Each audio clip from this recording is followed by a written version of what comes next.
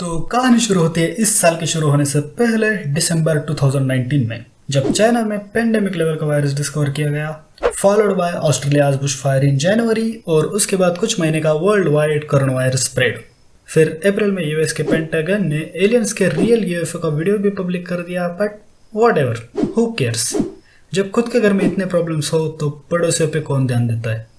और उसी वक्त अफ्रीका के इन कीड़ों ने लोगों का खाना मुश्किल कर दिया था।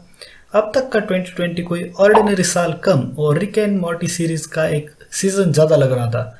I mean, देखो तो, एक दुनिया खत्म होने वाला वायरस, फिर एलियंस, और फिर ये जायंट इंसेक्ट्स। और मैं तो भाई जैसे स्पाइडरमैन के विलन से भरा हुआ था।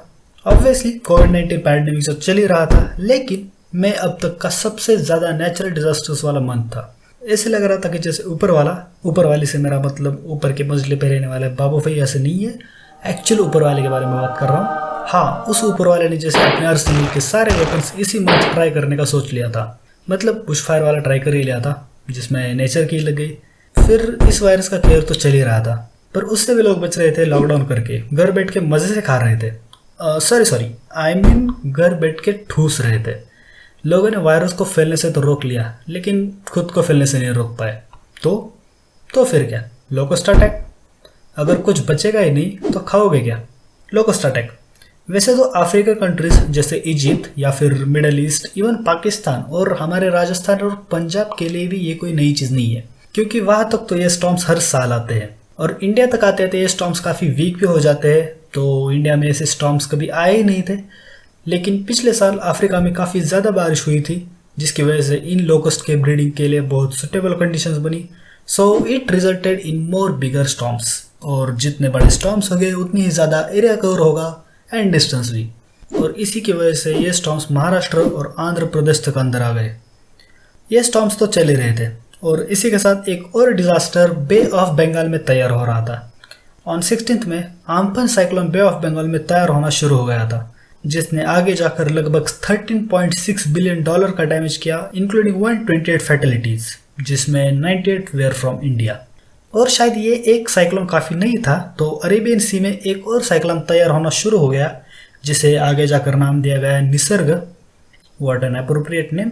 वैसे इस साइक्लोन ने राडा तो जून में किया, with damage of around 50 billion rupees and 6 deaths. और अर्थक्वेक्स ने तो इस साल की शुरुआत से ही पीछा नहीं छोड़ा था, तो इस महीने कैसे छोड़ता। मई के एंडिंग में दिल्ली हरियाणा रीजन में 4.6 मैग्नीट्यूड का अर्थक्वेक एक्सपीरियंस किया गया। लिटरली लोग कंफ्यूज थे कि वायरस से डर के घर में बैठे या अर्थक्वेक से बचने के लिए बाहर भागे।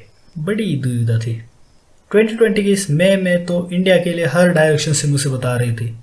मतलब पूरे इंडिया में कोरोना, ऊपर नॉर्थ दिल्ली से अर्थक्वेक, नॉर्थ वेस्ट साइड से लोकस्ट स्टॉर्म्स, ईस्ट साइड से आम्फन साइक्लोन, वेस्ट साइड से Nisarga was preparing.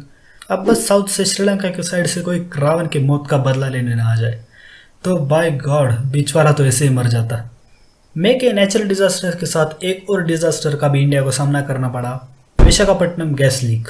Cooling system की माल फंक्शन की वजह से स्टीरिन गैस का लीकेज हुआ, जिसकी वजह से 11 डेथ्स हुई और 1000 से ज़्यादा नॉन फैटल इंजरीज देखने को मिली। और शायद ये सिचुएशन इससे भी ज़्यादा डेंजरस हो सकती थी। Really 2020 you are getting darker. Oh fuck.